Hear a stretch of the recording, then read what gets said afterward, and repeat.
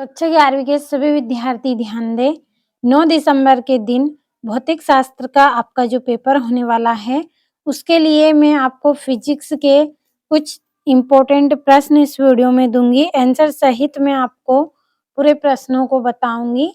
तो 2 सेट में आपको दूँगी, सेट ए और ये आपका सेट बी है। तो अगर आप 70 में से 65 अंक लाना चाहते हैं, तो पूरा वीडियो लास्ट तक देखें और एक बार आप एग्ज़ाम देने से पहले दोनों सेटों को पढ़ें, क्योंकि 9 दिसंबर के लिए ये प्रश्न आपके बहुत ही इम्पोर्टेंट हैं। तो चलिए शुरू करते हैं हमारा पहला प्रश्न। तो आपका पहला प्रश्न है, सही विकल्प चुनकर लिखिए। पहला है प्रकाश वर्ष मात्रक है, किसका मात्रक है? दूरी का। दूसरा है कौन सा पदार्थ अधिक प्रत्यास्थ है? तो इस्पात इसका आंसर रहेगा। तीसरा श्यानता में निम्न में से किससे संबंधित है? तो इसका आंसर आएगा घर्षण से। चौथा है वायुमंडलीय दाब का मापन होता है 10⁵ पास्कल।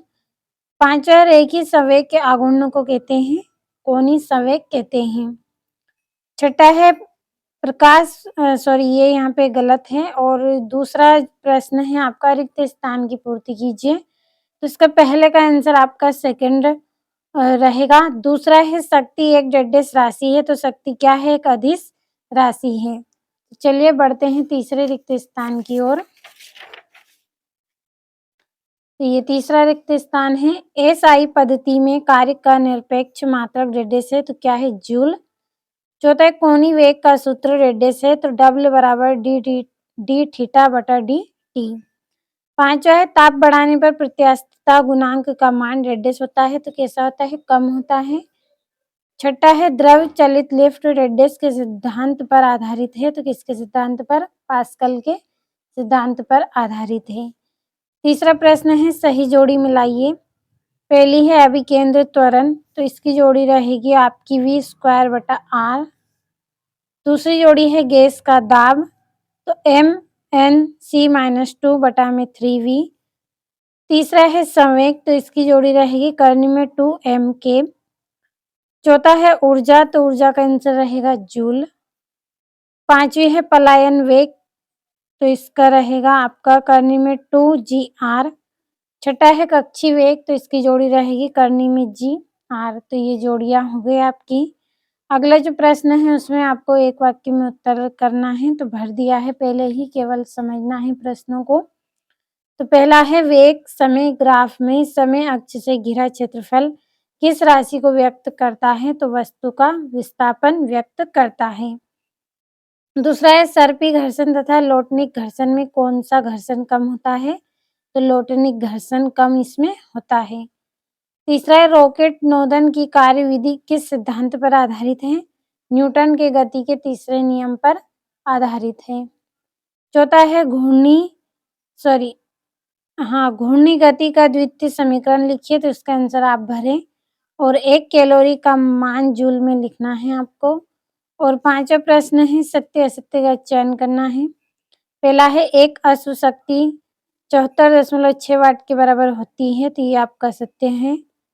दूसरा है आवृत्ति का विमी सूत्र m0l0t+1 है, तो ये सत्य। तीसरा है सरल आवर्त गति में त्वरण अल्फा का सूत्र -w² होता है, तो ये आपका सत्य रहेगा। चौथा है किसी गैस की माध्य गतिज ऊर्जा उसके परम ताप के व्युत्क्रमानुपाती होती है, तो ये सत्य है। पांचवा द्रव्यमान केंद्र सदैव पिंड के अंदर स्थित होता है, तो ये क्या है आपका? असत्य रहेगा। तो आप भरोसा रखें, अच्छे से पूरे प्रश्नों को कंप्लीट करके ही एग्जाम में आप जाएं। ये छठा है एक पारसेक में कितने खगोलीय एकक होते हैं? अथवा है कार्य व विकृति का विमी सूत्र तथा मात्रक लिखिए। सातवां है जड़त्व से आप क्या समझते हैं? कितने प्रकार का जड़त्व होता है? और न्यूटन के गति के द्वितीय नियम को सूत्र के रूप में लिखना है।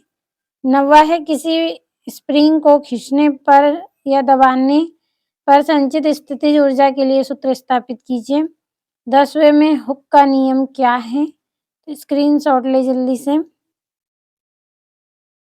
ये 11वां है धारा रेखीय प्रवाह एवं प्रक्षुब्ध प्रवाह में दो अंतर।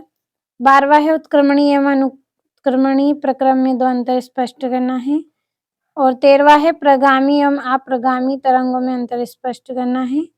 और डॉपलर का प्रभाव क्या है, किन परिस्थितियों में डॉपलर प्रभाव लागू नहीं होता। और ये आपका 15वां 16वां प्रश्न है। चाल एवं दूरी में अंतर आपको करना है। तो बढ़ते हैं 18वें प्रश्न की ओर।